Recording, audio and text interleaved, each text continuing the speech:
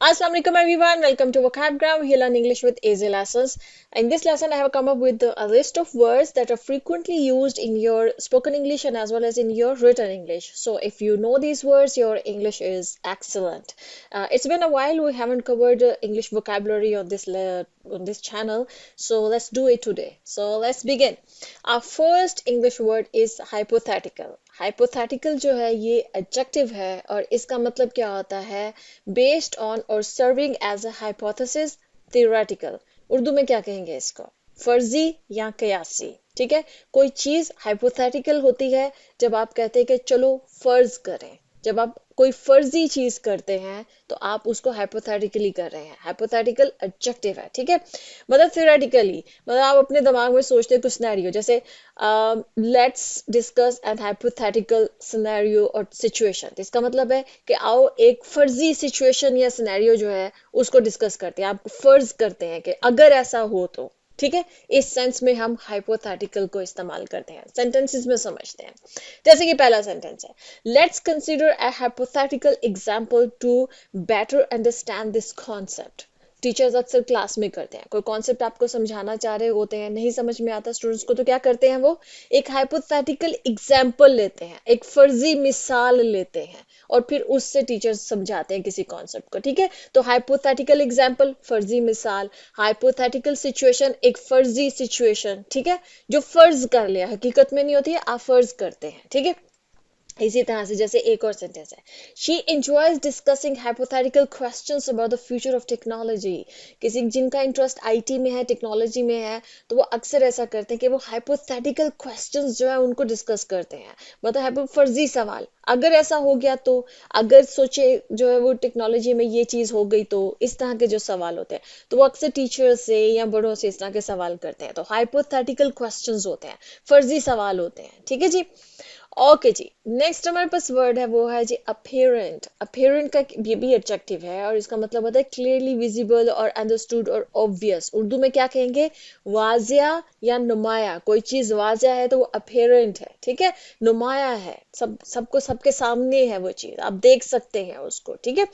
जैसे कि it became apparent that she was not happy with the decision मतलब ये चीज वाजिया थी नजर आ रहा था कि वो इस फैसले से खुश नहीं है समटाइम्स होता है ना आपको लोगों के चेहरे के एक्सप्रेशन से आपको समझ में आ जाती है तो वो अपेरेंट है उनके फेस के ऊपर कि भाई उनको ये चीज जो है ना वो नहीं मतलब ये फैसला जो है वो पसंद नहीं आया वो खुश नहीं है ठीक इसी तरह से his disappointment was apparent to everyone in the room उसकी जो मायूसी थी डिसअपॉइंटमेंट थी वो सबके सामने वाजिया थी नुमाया थी सबको नजर आ रहा था कि वो मायूस है इस बात से कोई भी बात हुई ठीक है तो डिसअपॉइंट है वो ठीक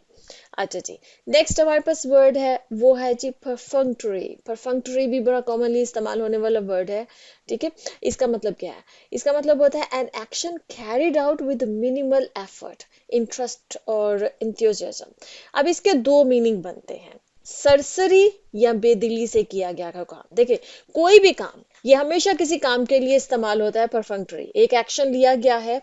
और उसकी नौयत बताता है कि कोई काम बड़े सरसरी से अंदाज से किया गया हो तो भी परफंक्टरी कहा जाता है या आपने ये कहना चाह रहे उस इंसान ने ये काम ना बड़ी बेदिली से किया मतलब कोई उसमें इंटरेस्ट या किसी किस्म का उसमें जोश जो है वो किसी किस्म की मतलब कि उसको इंटरेस्ट हो उसमें दिल से किसी काम को किया हो वो ना शो किया हो बस बड़ी बेदिली से या सरसरी सा एग्जाम्पल्स बड़ी आपको आपको डेली लाइफ में ये जो है वो इस्तेमाल करने के लिए मिलेंगे जो मैं बता रही हूँ आपको जैसे she gave a perfunctory smile and quickly moved on उसने बड़ी सरसरी सी स्माइल दी और जल्दी से चली गई ये हम नॉर्मली अपनी डेली लाइफ में सरसरी सी बस उसने स्माइल दी सरसरी सा सलाम लिया उसने मुझसे ठीक है वहां पर आप परफंक्टरी जो है वो वर्ड को यूज करें जैसे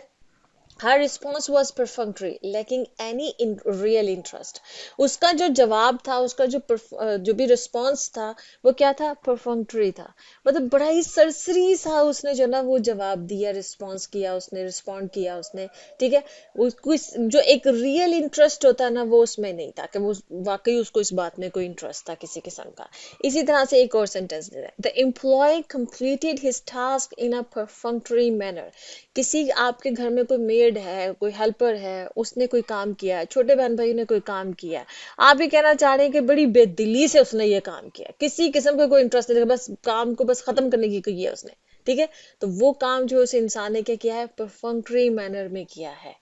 ठीक है, इस वर्ड को अपनी डेली कन्वर्सेशन में इस्तेमाल कीजिए।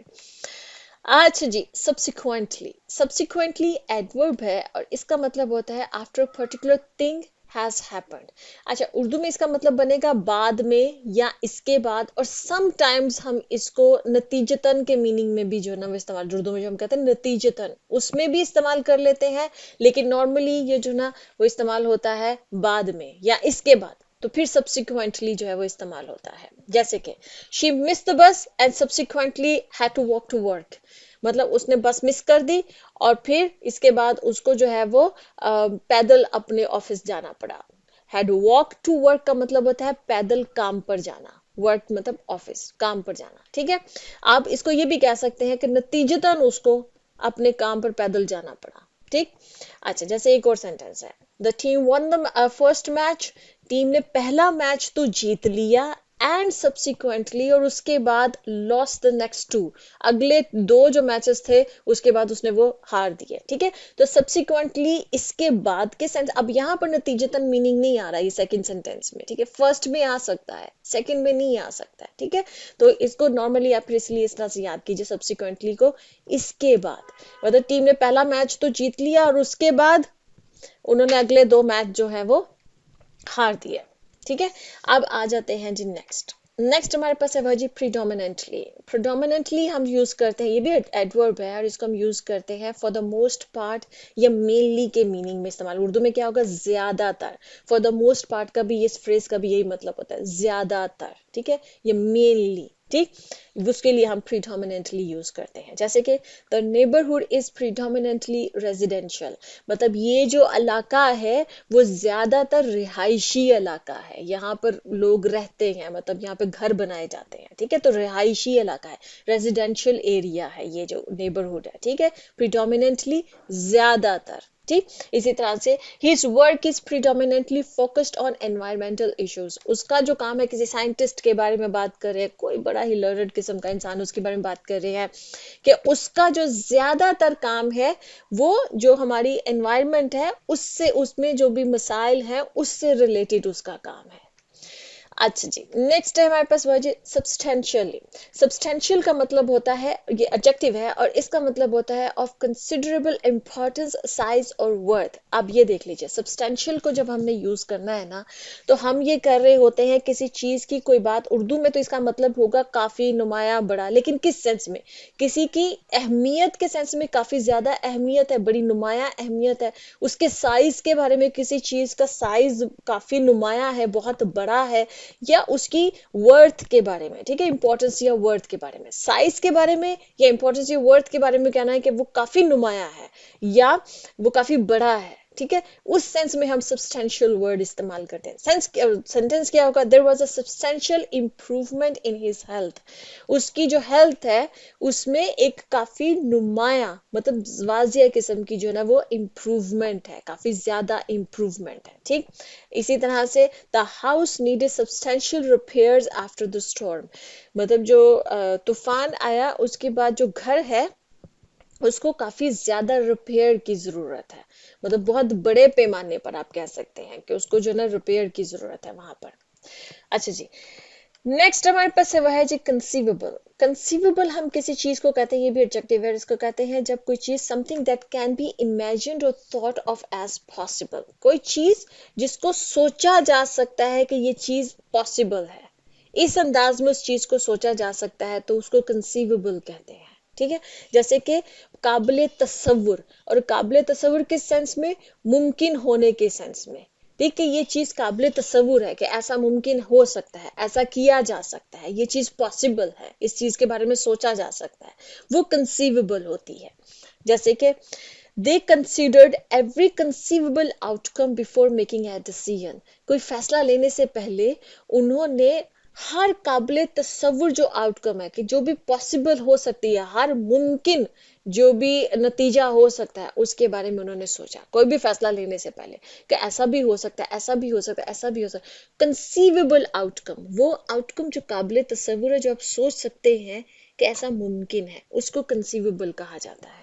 जैसे कि it's conceivable that technology will advance even more rapidly. मतलब ये बात जो है ना, ये काबिल तसव्वुर है, ये सोची जा सकती है, ऐसा मुमकिन है कि जो टेक्नोलॉजी है वो इससे भी ज्यादा तेजी से तरक्की करे। ठीक है, तो कंसीवेबल इस सेंस में यूज होता है। अब कंसीवेबल हमने मतलब पढ़ा है, समझा है, तो उसके लिए प्लॉजिबल समझना भी इम्पोर्टेंट है। प्लॉजिबल भी एडजेक्टिव है और इसका मतलब होता है समथिंग दैट सीम्स रीजनेबल और प्रोबेबल। मतलब कोई चीज जो काबिले यकीन है, जिस पे यकीन किया जा सकता है, आपको लगता है हाँ ऐसा हो सकता है। कंसीवेबल जो चीज काबिले तसव्वुर है, और प्लॉजिबल जो चीज काबिले यकीन है। कंसीवेबल का मतलब काबिले तसव्वुर, जो चीज सोची जा सकती है कि ऐसा हो सकता है, और कोई चीज काबिले यकीन जिस पे यकीन किया जा सकता है कि ऐसा हो सकता है, तो वो प्लॉजिबल है। ठीक है, ये फर्क है दोनों में। कैसे? His explanation seemed plausible but I am still a bit doubtful. उसने जो एक्सप्लेनेशन दी है ना, वो काबिल यकीन तो लग रही है, उस पर यकीन तो मुझको आ रहा है, लेकिन मैं फिर भी थोड़ा सा ना डाउट में हूँ। थोड़ा सा मुझे जो ना मतलब शक है कि शायद नहीं, लेकिन काबिल यकीन है उसकी जो एक्सप्लेनेशन है। इसी तरह से एक और, हर एक्सक्यूज वॉज प्लॉजिबल। उसने जो बहाना बनाया ना, वो बहाना उसका काबिल यकीन लग रहा है। So the teacher believed her, so teacher ने उसकी बात पे यकीन कर लिया। आई होप कि आपको आज की वोकेबलरी जो है वो बहुत इंटरेस्टिंग लगी होगी। ये आपकी स्पोकन इंग्लिश में आपकी इंग्लिश को रिफाइन करेगी, इम्प्रूव करेगी। इसको अपनी स्पोकन इंग्लिश में ऐड कीजिए, और ये राइटिंग में भी ये वर्ड्स यूज होते हैं। ठीक है, तो अपनी रिटन इंग्लिश में भी ऐड कीजिए और अपनी राइटिंग को भी इम्प्रूव कीजिए। ओके जी, अल्लाह हाफिज।